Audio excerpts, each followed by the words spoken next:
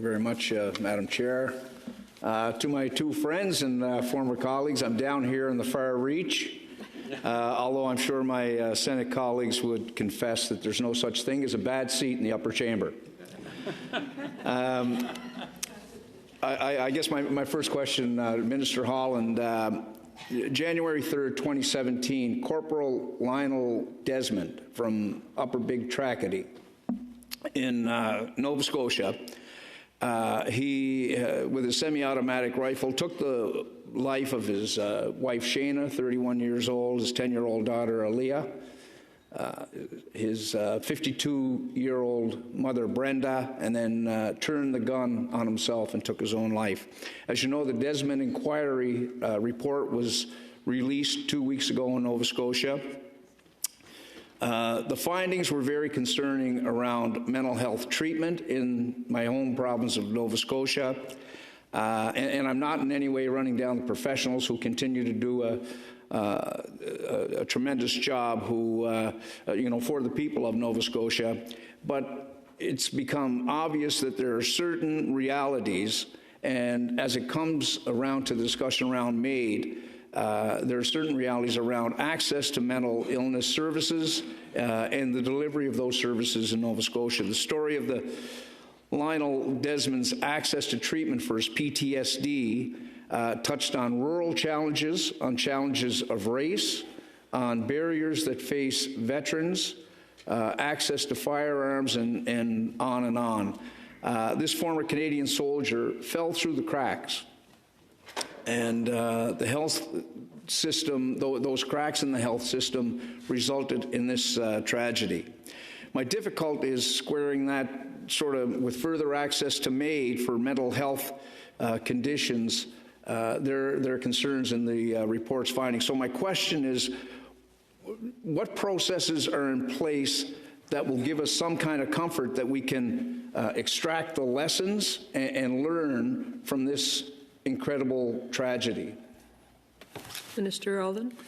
Thank you very much, Senator Cuzner. It's wonderful to see you in this chamber, having had the opportunity to serve with you in the other chamber, and look forward to you doing phenomenal work here as you did in the other chamber, and to continued conversations. First of all, the tragedy you describe is horrifying. Horrifying in the lives that it took, horrifying in the story that led to Corporal Desmond committing the acts that he did, and it underscores a mental health crisis that we have, not only in this country but in the world. 1 in 3 Canadians, and this is not dissimilar to anywhere else in the world, report having serious mental health challenges. Now, I say health challenges because it's completely different than illness. When you have a mental illness, much in the same way as you have a physical illness, it is often unrelated to the items that you're talking about, PTSD, trauma. This is an underlying physiological condition that is not necessarily environmental, and therefore can be intractable. And we're talking about something incredibly rare. And so I think it's very important not to conflate these, and I want to put a very firm wall between those two things, because it's not what we're talking about here. But let me talk specifically about Nova Scotia. I want to say how much regard I have for Minister Thompson, who's the health minister in Nova Scotia. She's somebody who gets it as a former nurse, somebody who's been on the ground, who understands the changes that need to occur. The bilateral agreement that was signed with Nova Scotia, the money that's flowing through that bilateral agreement has really critical action that we're taking in mental health.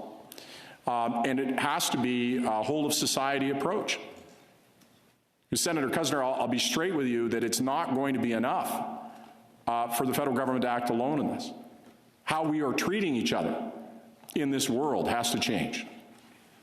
The hostility, the anger, the negativity, the way in which we engage with one another as human beings, our workplaces, all of it has to change.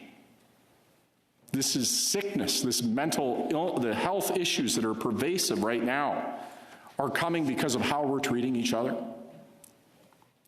And it is no accident that the more victimized somebody is, the more they've faced colonialism or racism, the more they've had PTSD, the more they've been subjugated, the worse their mental health. So our path out is clear, and it's going to take a lot more than just investments. But I think it is dangerous in this conversation to conflate these two issues, because it is not what's in front of us today when we're discussing Bill C-62.